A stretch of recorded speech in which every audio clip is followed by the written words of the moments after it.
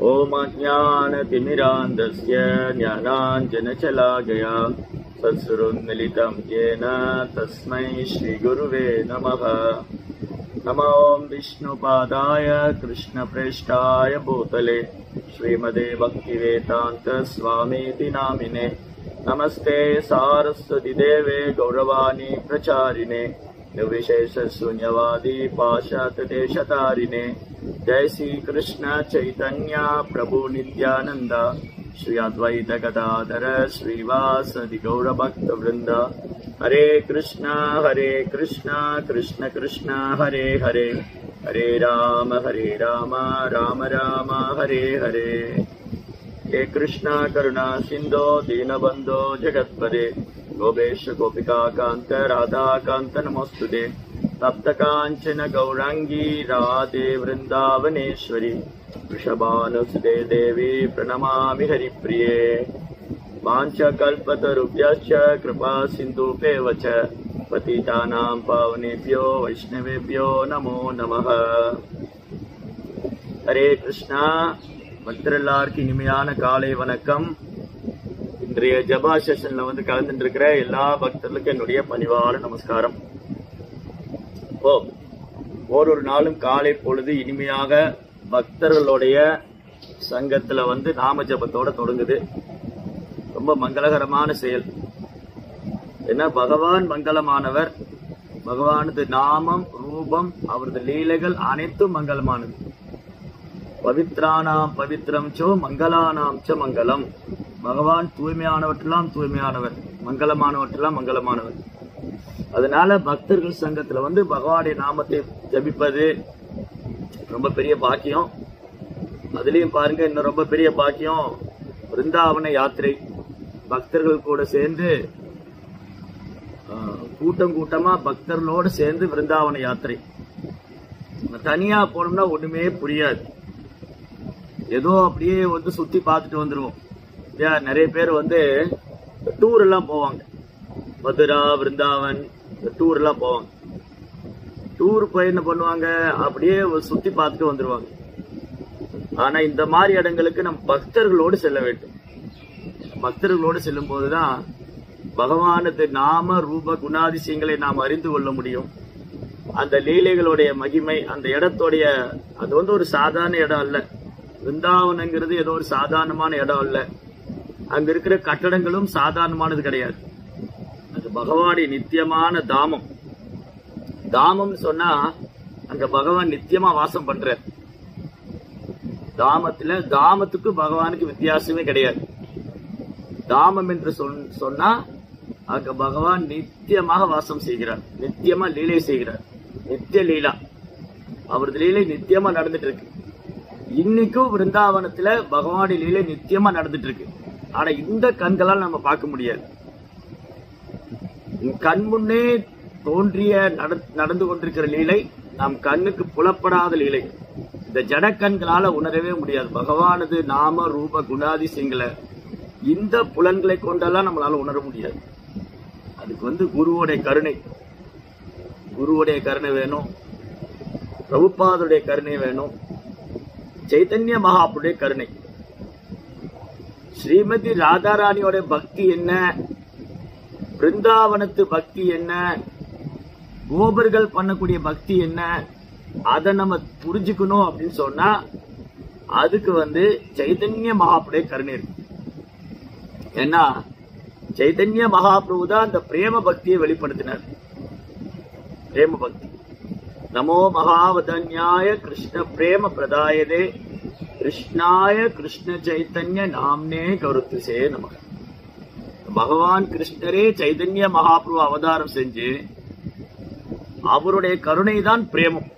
அவருடைய கருணையால தான் பிரேமத்தை புரிஞ்சுக்கணும். நமோ மகாவதான்யாய, ரொம்ப கருணை வாய்ந்தவர். நமோ மகாவதான்யாய கிருஷ்ண பிரேம பிரதாயன்.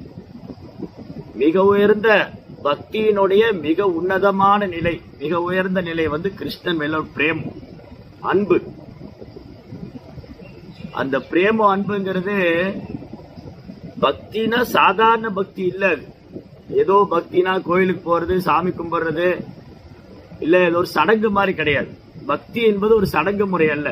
பக்தி என்பது பகவான் மேல அன்பு செய்வது. அந்த அன்பு எப்படி இருக்க வேண்டும் என்று ரூப கோசாமி சொல்றார். அந்யாபிலாஷதா சூன்யம் ஞான கர்மா அனாவிரதம் அனுகூலேன கிருஷ்ண அனுசீலனம் பக்தி உத்தமா. உத்தமமான பக்தி. உத்தமமான பக்திங்கிறது என்னது? அந்யாபிலாஷ்.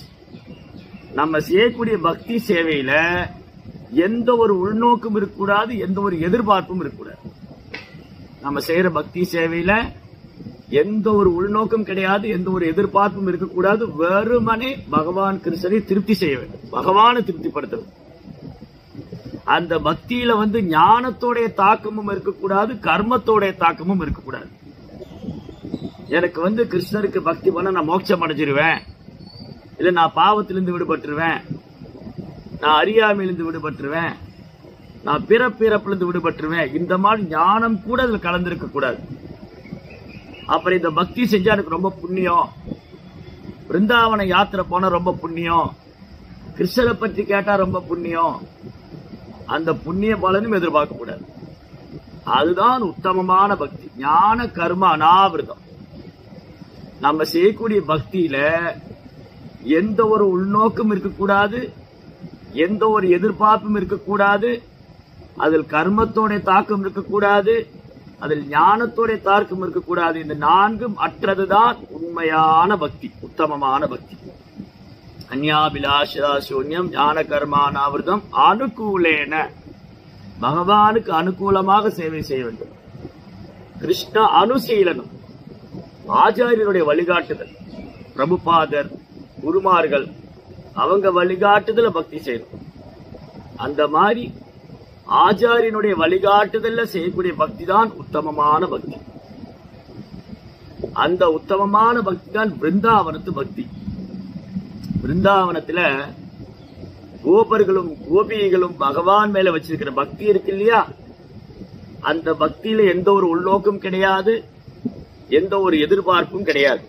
பிருந்தாவனத்து கோபர்களும் கோபிகளும் பகவான் ஸ்ரீ கிருஷ்ணர் மேல வைத்திருக்கிற அன்பு, அந்த பக்திக்கு எந்த ஒரு உள்நோக்கம் கிடையாது, எந்த ஒரு எதிர்பார்ப்பும் கிடையாது, அதில் கர்மத்தோட தாக்கம் கிடையாது, ஞானத்தோட தாக்கமும் கிடையாது. அச்சம், மரியாதை போன்ற எண்ணங்களுக்கெல்லாம் அப்பாற்பட்ட தூய பக்தர்களாலே அவர் வழிபடப்படுகிறார். எப்படி பகவான் வழிபடப்படுறார் விருந்தாவனத்துல? விருந்தாவனத்தில் இருக்கக்கூடிய பக்தர்கள், பிரஜவாசிகள், கோபர்கள், கோபிகள், அவங்களுக்கு கிருஷ்ணர் மேல மரியாதை கிடையாது. என்ன சுவாமி இப்படி சொல்றீங்க? கடவுள் மேல மரியாதை வேணுமே, பயம் வேணுமே. நம்ம ஒரு தவறு செஞ்சா கடவுள் தண்டிச்சிருவாரு, தவறு செய்யக்கூடாது. கடவுள் மேல ஒரு மரியாதையான பக்தி வேணும், பயபக்தி வேணும். ஆனா பிருந்தாவனத்தில் இருக்கிற பக்தர்கள் இருக்காங்க இல்லையா, அவங்களுக்கு கிருஷ்ணர் பார்த்தா, கிருஷ்ணரை கண்டா பயமும் கிடையாது, மேல மரியாதை கிடையாது. ஏன்னா அந்த பக்தி இதுக்கெல்லாம் அப்பாற்பட்டது. இப்ப நம்ம என்ன பண்றோம்? நமக்கு கொஞ்சம் பயம் உண்டு. நம்ம ஒழுங்கா ஜபிக்கலைன்னா நம்ம கிருஷ்ணர்கிட்ட திரும்ப பகவான்கிட்ட போக முடியாது. நாம ஜபத்தை சரிவர செய்யவில்லை என்றால் பகவான்கிட்ட போக முடியாது. அதனால ஜபத்தை சரியாக செய்ய வேண்டும், பகவான் கிட்ட அன்பு செய்ய வேண்டும், மரியாதையாக பக்தி செய்ய வேண்டும், பக்தியோகத்து நெறிமுறைகளை கடைபிடிக்க வேண்டும். இதெல்லாம் நமக்கு நம்ம செய்யணும். ஏன்னா நம்ம இன்னும் அந்த உயர்ந்த நிலையில அல்ல, நாம சாதனா பக்தி பண்ணிக்கிட்டு இருக்கோம். சாதனா பக்தினா ஒரு பக்தன் ஆரம்ப நிலையில் இருக்கிற ஒரு மாணவர், ஒரு கிருஷ்ண பக்தர் இந்த சட்டதிட்டங்களை பின்பற்றும். இப்படி எல்லாம் சட்டதிட்டங்களை பின்பற்றி அதிகாலை எழுந்திருப்பது, குறைந்தபட்சம் 16 மாலை பகவானுடைய நாமத்தை உச்சரிப்பது, பக்தர் சங்கத்துல பகவானுடைய கதைகளை பற்றி கேட்பது, அவருக்கு சேவை செய்வது, இப்படியே இந்த பக்தியை நம்ம வழக்கமா செஞ்சுட்டே வந்தோம்னா அது அப்படியே ராகானுக பக்தியா மாறும். ராகானுக பக்தினா இயல்பா அப்படி பக்தி வரும். யாருமே சொல்லி எல்லாம் பக்தி பண்ண வேண்டாம், இயல்பா அப்படி வரும். அந்த பக்தி அப்படி பாவமா மாறும். அதுக்கப்புறம் அது பிரேமமா மாறும். அந்த பிரேமம் தான் பிருந்தாவனம். பிருந்தாவனங்கிறது சாதாரணமான இடம் அல்ல. பிருந்தாவனம் பிரேமம். இந்த பிருந்தாவன யாத்திரையில இது 2 அர்த்தத்தை பத்தி நம்ம தெரிஞ்சுக்க போறோம். ஒன்று பிரேம சரோவர், இனி ஒன்று வந்து ஸ்ரீமதி ராதாராணியோடைய அரண்மனை, அவங்களுடைய பேலஸ். பிரேம் சரோவர், பிரேமம் அது தமிழ்லயும் பிரேமம், அன்பு, காதல். பிரேமம் சரோவர், சரோவர்னா ஏரி, ஒரு பெரிய ஏரி, பிரேமமே உருவான ஏரி. ஏரியில வந்து தண்ணி இருக்கும், அங்க வந்து ரொம்ப அழகான நாரைகள் கொக்குகள்லாம் இருக்கும். இப்படிதான் நம்ம பார்த்த ஏரி. நம்ம ஏரியை பார்த்தோம்னா அந்த ஏரியில தண்ணி இருக்கும். ஆனா சென்னைக்கு போனீங்க, ஏரி மட்டும்தான் இருக்கு, தண்ணியும் இல்லை. அங்க வீடு, அபார்ட்மெண்ட், ஹாஸ்பிட்டல் தான் இருக்கு. வேளச்சேரி, அங்க வேளச்சேரியில ஏரியை காணும். அது மாதிரி காட்டாங்குளத்தூர், எஸ் குளத்தூர், பேருதான் குளம் ஏரின்னு இருக்கு, ஆனா அங்க ஏரியும் காணும், குளத்தையும் காணும். அங்க பூரா அபார்ட்மெண்ட், ஐடி கம்பெனி ஆயிடுச்சு. அப்புறம் என்ன ஆச்சு, மழை வந்தா அவங்க அபார்ட்மெண்ட்டுக்குள்ளதான் தண்ணி. எல்லா அபார்ட்மெண்ட் மேல போயிட்டு யாராவது பொட்டலம் போடுவாங்களா, சாப்பாடு போடுவாங்களா, பால் பாக்கெட் போடுவாங்களா, ஏடிஎம்ல பணம் இருக்கு, போய் எடுக்க முடியாது. அந்த மாதிரி ஏரி அல்ல இது. இது வந்து பிரேமமே உருவான ஏரி. அதாவது ரொம்ப அழகான ஒரு லீலை. இந்த இடம் எங்க இருக்குன்னா விருந்தாவனத்துல பர்சானான்னு ஒரு இடம், ரொம்ப அழகான இடம். அந்த பர்சானாவுக்கும் நந்த கிராமுக்கும் போற ரெண்டுக்கும் நடுப்பட்ட இடத்துல, நடுவுல பர்சானாங்கிறது ஸ்ரீமதி ராதாராணியோடைய அரண்மனை இருக்கிற இடம். நந்த கிராம்ங்கிறது பகவான் கிருஷ்ணருடைய அரண்மனை இருக்கிற இடம்.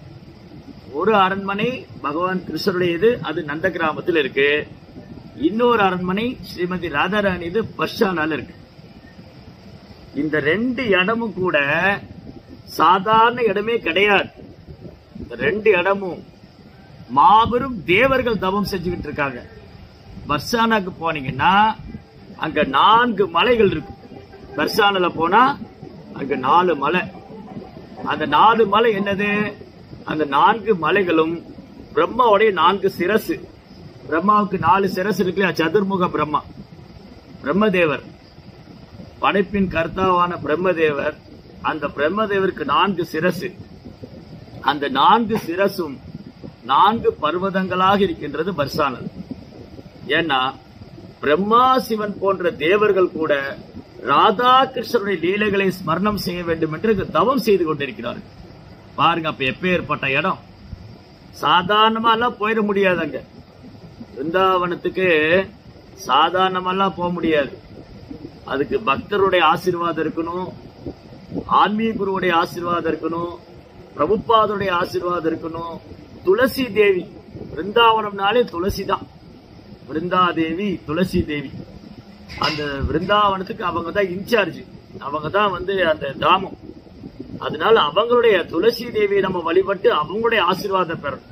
இப்படி வைஷ்ணவர்கள், ஆன்மீக குரு, துளசி தேவி, சைத்தன்ய மகாபிரபு இவங்களுடைய ஆசீர்வாதம் இருந்தா மட்டும்தான் நம்ம விருந்தாவன லீலைக்குள்ளே நுழைய முடியும். எல்லாத்துக்கு மேல ஸ்ரீமதி ராதாராணியோட ஆசீர்வாதம் இருக்கும். தப்த காஞ்சன கௌரங்கி ராதே விருந்தாவனேஸ்வரி, விருந்தாவனத்தின் ராணி. தப்த காஞ்சன கௌரங்கி, தங்கத்தை உருக்கி காய்ச்சிய பொன்னிறம் கௌரங்கி. ராதாராணிக்கு இன்னொரு பேர் கௌரங்கி. அப்படியே உருக்கிய பொன்னிறத்தில் இருப்பாங்க. தப்த காஞ்சன கௌரங்கி ராதே விருந்தாவனேஸ்வரி, விருந்தாவனத்தின் ராணி. ரிஷபானு சுதேதேவி, ரிஷபானு மகாராஜா ராதாராணியுடைய தந்தையார். ராதாராணியுடைய தந்தையார் பேர் ரிஷபானு மகாராஜ். கீர்த்திதா மாதாஜி, கீர்த்திதா தேவி. ரிஷபானு மகாராஜுக்கும் கீர்த்திதா தேவிக்கும் ராதாராணி குழந்தையா தோன்றினார். அதனால அவங்க பேரு ரிஷபானு சுதே தேவி. ரிஷபானுவின் புதல்வியான ஸ்ரீமதி ராதாராணி. ரிஷபானு சுதே தேவி பிரணமாமி ஹரிப்பிரியே. ஹரிப்பிரியா, பகவான் ஹரிக்கு ரொம்ப பிரியமானவர். பகவான் ஹரிக்கு ரொம்ப பிரியமானவர். அவங்களுடைய தாமரை திருப்பாதத்தை நான் வணங்குகிறேன். அப்போ பிருந்தாவனத்துக்குள்ள நுழையணும்னு சொன்னா நமக்கு ராதாராணி அனுமதி கொடுக்கணும். ராதாராணியோட அனுமதி இல்லாம பிருந்தாவன லீலைக்குள்ள யாராலும் நுழைய முடியாது. சரி, ராதாராணி யாருன்னு தெரிஞ்சுக்கணுமே. ராதாராணி ஸ்ரீமதி ராதாராணி யாரு, அவங்க பகவான் கிருஷ்ணர் மேல வச்சிருக்கிற அன்பு என்ன, அந்த ராதையோடைய பாவம் என்ன, ராதையோடைய அன்பு என்ன அப்படின்னு தெரிஞ்சுக்கணும்னா இந்த பிருந்தாவனத்துடைய பாவம், பிருந்தாவனத்துடைய பக்தி, பிருந்தாவனத்துடைய பக்தி நம்ம தெரிஞ்சுக்கணும்னா சைதன்ய மகாபுடைய காருண்யம் இருக்கு. சைதன்ய மகாபுடைய காருண்யம் இல்லாம பிருந்தாவன பக்திக்குள்ள நுழைய முடியாது. சைதன்ய மகாபுடைய காருண்யம் வேணும்னா எனக்கு ஆன்மீக குருவுடைய காருண்யம் வேணும். அதனால முழுக்க முழுக்க நம்ம பிருந்தாவன நிலையிலே அனுபவிக்கணும்னு சொன்னா பக்தருடைய ஆசீர்வாதம், வைஷ்ணவருடைய ஆசீர்வாதம், குருமார்களுடைய ஆசீர்வாதம், பிரபுபாதருடைய ஆசீர்வாதம், ஸ்ரீமதி ராதா சைதன்ய மகாபுடைய ஆசீர்வாதம், ஸ்ரீமதி ராதாரனுடைய ஆசீர்வாதம் இருந்தா மட்டும்தான் இந்த பிருந்தாவன லீலைகளை நாம் அனுபவிக்க முடியும், இல்லாட்டி முடியாது. அதனால முதல்ல இவங்க எல்லாருடைய தாமரை பார்த்துட்டு நம்ம நமஸ்காரம் பண்ணணும். அப்புறம் அங்க பாக்குற இடங்கள்லாம் சாதாரணமான இடம் அல்ல, ஒரு சாதாரணமான ஏரியோ குளமோ ஃபாரஸ்டோ இல்ல, அது அனைத்தும் ஆன்மீக உலகம். பகவான் கிருஷ்ணர் இந்த பூமியில தோன்றும் பொழுதே அனைத்து ஆன்மீக உலகம் இங்கு தோன்றிவிட்டது. மதுரா, துவாரகா, அயோத்தியா, விருந்தாவனம் எல்லாம் ஆன்மீக உலகங்கள். அது பூமியில சாதாரணமான இடமா நினைக்கவே கருதவே கூடாது. அதனால இந்த பர்ஷானாங்கிற இடம் இருக்கு இல்லையா, அங்க பிரம்மதேவர் பர்வதமாக தவம் செய்யறார். அந்த 4 பர்வதத்துல 4 கோயில் இருக்கு, 4 பேலஸ், 4 அரண்மனை. அதே மாதிரி பகவானுடைய கிருஷ்ணருடைய அரண்மனை நந்தகிராம், அது மகாதேவருடைய சரீரம்.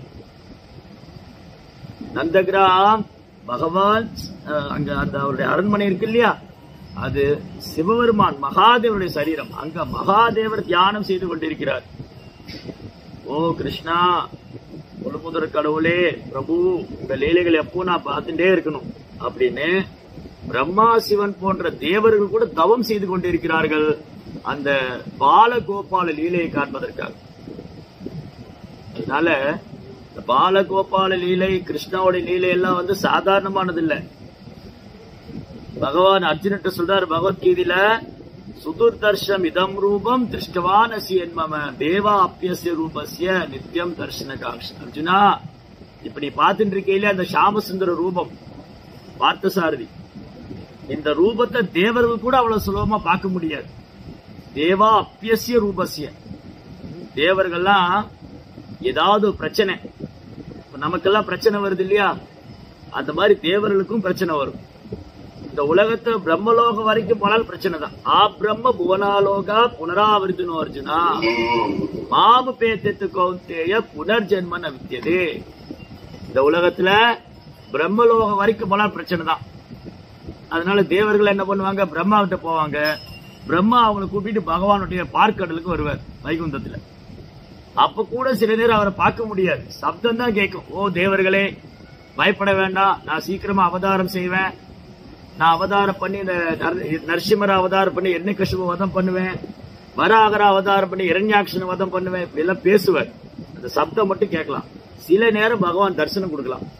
அந்த தரிசனம் கூட 4 கரம் உள்ள வாசுதேவன், ஆனா 2 கரம் உள்ள இந்த கிருஷ்ணருடைய ரூபம் காண்பதற்கு மிகவும் அரிதான இந்த புல்லாங்குழல் கிருஷ்ணர். அதை நம்ம ஊர்ல என்ன பண்ணுவாங்க, புல்லாங்குழல் கழட்டி வச்சிருவாங்க. அது ஒரு முட்டாள்தனமான ஒரு செயல். இன்னைக்கு மக்கள் மத்தியில கிருஷ்ணர் புல்லாங்குழல் வச்சிருக்க கிருஷ்ணர் வீட்டுல வச்சு கூடாதுங்க. வேற யாரும் இல்லாம வச்சிருப்பாங்க, சைனா பொம்மை, குதிரை, கழுதை இதெல்லாம் வீட்டுல வச்சிருப்பாங்க. ஆனா புல்லாங்குழல் வச்சு கிருஷ்ணர் ஊதிட்டு போயிடுவார். என்னத்தை ஊதுவார்? அப்படி ஊதினாலும் அமங்கலங்களை ஊதி விடுவார், தேவையில்லாத குணங்களை ஊதி விடுவார், கெட்டதை ஊதி விடுவார். அப்படி நினைக்கவே மாட்டாங்க. கிருஷ்ணர் ஆகி வச்சுட்டு புல்லாங்குழலை கழட்டி வச்சுட்டாங்க. ஆனா அந்த புல்லாங்குழல் உள்ள ரூபம் இருக்கு இல்லையா, கிருஷ்ணர் இந்த புல்லாங்குழல் ஏதி வேணுகோபால், முரளிதர், வம்சிதாரி. கிருஷ்ணர்கிட்ட ஒரு 4 புல்லாங்குழல் ஸ்பெஷல். அது ஒரு புல்லாங்குழலும் ஒரு சேவைக்காக. அவர் வேணு என்ற புல்லாங்குழலை வாசிச்சாருன்னா பசுக்கள் கண்டுகுட்டிகள்லாம் ஓடி வந்துடும். அந்த பாஷை தெரியும் உங்களுக்கு, லாங்குவேஜ். வம்சி என்ற புல்லாங்குழல் வாசிச்சா கோபிகள்லாம் ஓடி வந்துருவாங்க. முரளி என்ற புல்லாங்குழலை வாசிச்சா கோபர்கள்லாம் ஓடி வருவாங்க. அவ்வளவு அழகான ஒரு லீலை. அப்ப என்னாச்சு, இந்த பிரேம சரோவர் அப்படின்னா பிரேமம் அன்பே உருவான ஒரு ஏரி. அது சாதாரண நீர் அல்ல. பிருந்தாவனத்தில் இருக்கிற ஒரு தீர்த்தமும் சாதாரண தண்ணீர் அல்ல, அது தீர்த்தம். அந்த தீர்த்தம் இருக்கு இல்லையா, அது ஒரு பின்னாடி ஒரு ஸ்டோரி, அழகான கதைகள் உண்டு. இந்த பிரேம சரோவர் என்னது, ஒரு முறை பகவான் கிருஷ்ணர் ஸ்ரீமதி ராதாராணியை நினைத்துக் கொண்டு அவர் கண்ணிலிருந்து ஆனந்த கண்ணீர் வடிகிறது.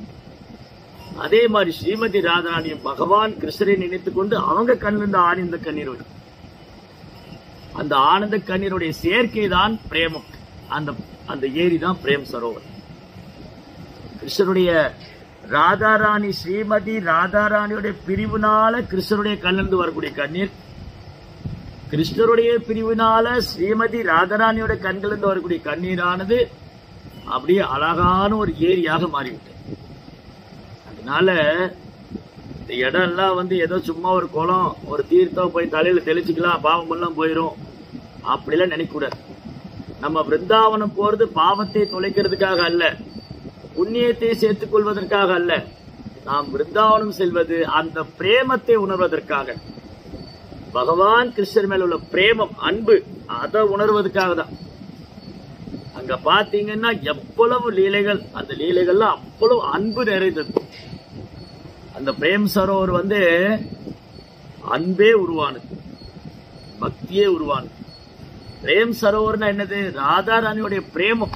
ஸ்ரீமதி ராதாராணிக்கு கிருஷ்ணர் மேல உள்ள பிரேமம், பகவான் கிருஷ்ணருக்கு ராதை மேல உள்ள அன்பு, அதுதான் அங்க ஏரியாக இருக்கிறது. அப்ப என்ன பண்ணணும், அங்க நம்ம பிரார்த்தனை செய்யணும். எனக்கும் அந்த உயர்ந்த பக்தி வேணும், நானும் பக்தியில முன்னேற்றம் அடையணும், என்னோட பக்தியிலும் எந்த கலப்படம் இருக்கக்கூடாது, எந்த ஒரு எதிர்பார்ப்பும் இருக்கக்கூடாது, நானும் சுத்த பக்தி பண்ணணும், எந்த ஒரு உள்நோக்கம் இல்லாம. அதுதாங்க நம்ம பிரார்த்தனை செய்யணும். அந்த பாவம், பிருந்தாவன பாவம்னாலே கிருஷ்ணர் மேல கலங்கம் இல்லாத அன்பு செய்யறதுதான் சுத்த பக்தி தான். சுத்த பக்தி, பியோர் டிவோஷன், கலப்படமே இல்லாத பக்தி, கலப்படமே இல்லாத பக்தி. மாம் யோஜோ அபியபிச்சாரேன பக்தி யோகேன சேவையே சகுணான் சமதீதைதான் பிரம்ம பூயாய கல்பதே. பகவான் என்ன சொல்றார் பகவத்கீதையில, யார் ஒருத்தர் கலப்படம் இல்லாத பக்தி பண்றாங்களோ, அபியபிச்சாரன், அபியபிச்சாரா விபச்சாரம்னா அது அசுத்தம், அமங்கலம். அபியபிச்சாரம்னா கலங்கமே இல்லாத பக்தி, தூய பக்தி.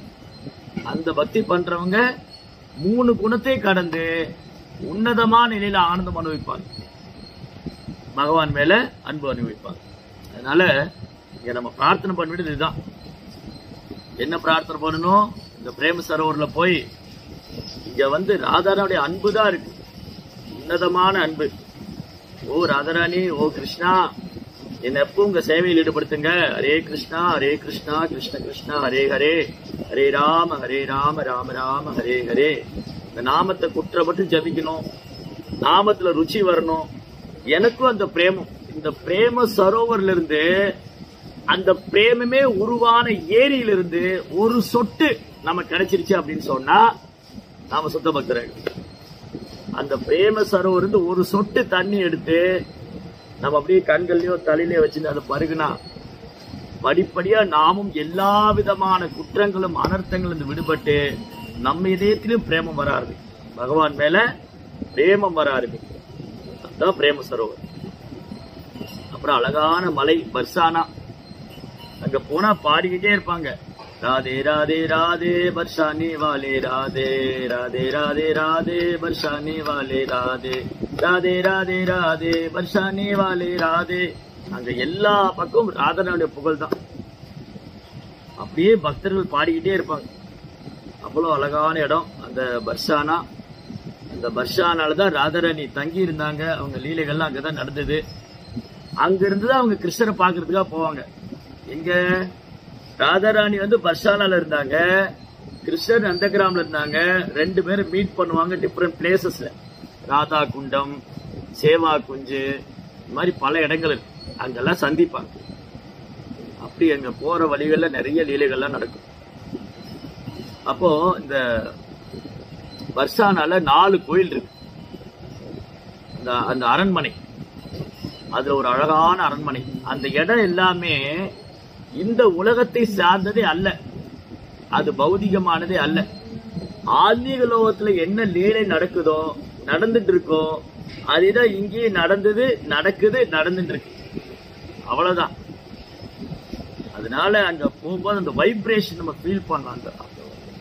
அந்த வைப்ரேஷன் அப்படியே நம்ம அறியாமலே கிருஷ்ணர் மேல அன்பு வரும்.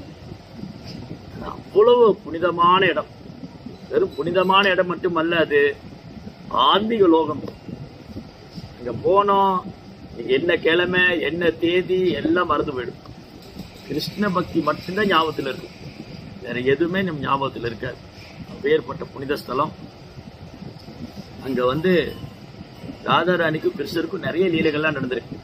அங்க போனீங்கன்னா அந்த பஸ்ஸானால 4 அரண்மனை இருக்கும். அதுல ஒன்றுதான் இங்க ராதா கிருஷ்ணர் இருக்கக்கூடிய அந்த அரண்மனை. விக்கிரகங்கள்லாம் ரொம்ப அழகழகா இருக்கும். மண் மந்திர், மயூர் மந்திர், லால்திலால் மந்திர், இப்படி அங்க மந்திர்னா கோவில். ஒரு இடத்துல ராதாராணி மேல, கிருஷ்ணன் மேல ராதாராணி கோவிச்சுருவாங்க. ஏன்னா கிருஷ்ணர் மத்த கோவில்கிட்டே அன்பு செய்யறாங்களே, இதெல்லாம் ஒரு அவங்களுக்குள்ள ஒரு ஊடல், ஒரு காதலன் காதலிக்கு வரக்கூடிய அன்பு பரிமாற்றம். இதெல்லாம் எப்படி இந்த ஜட உலகத்துல வருது? ஒரு ஆண் பெண்ணை நேசிக்கிறாங்க, பெண் ஆணை நேசிக்கிறாங்க, இதெல்லாம் காமம். ஆனா பகவானுடைய லீலைகள் பிரேமம். சைத்தன்ய சரிதாமிரதத்துல ரொம்ப அழகா கிருஷ்ணதாஸ் கவிராஜ் கோஸ்வாமி சொல்றாரு, ஆத்மேந்திர பிரீத்தி வஞ்சா தாராபலி காமா, கிருஷ்ணேரிய பிரீத்தி வஞ்சா தாராபலி பிரேமா. நம்ம இந்த உலகத்துல ஏதாவது பார்த்து ஈர்க்கப்பட்டோம்னா அது காமம். ஆனா கிருஷ்ணர் மேல ஈர்ப்பு வந்தா அது பிரேமம். அப்ப விருந்தாவனத்துல காமமே கிடையாது, அது பிரேமம். விருந்தாவனத்து கோபர்கள் கோபிகள், அதாவது விருந்தாவனத்து கோபிகள், விருந்தாவனத்து கோபிகள் கிருஷ்ணர் மேல வெளிப்படுத்தது பிரேமம். அது இந்த பௌதிகமானதே கிடையாது, அது நம்முடைய சிந்தனைகளுக்கெல்லாம் அப்பாற்பட்டது. அதனால அங்க நிறைய லீலை நடக்கும். ஒரு நாள் கிருஷ்ணரும் ராதாராணி உட்கார்ந்து இருக்காங்க. மயில் அப்படி தோகை விரிச்சு ரொம்ப அழகா நடனம் ஆடு. உடனே ராதாராணி சொன்னாங்க, கிருஷ்ணா பாத்தியா அந்த மயில் எப்படி டான்ஸ் ஆடு, உன்னால இந்த மாதிரி ஆட முடியுமா? இது என்ன பெருசு, நான் ஆடுறேன் பாரு.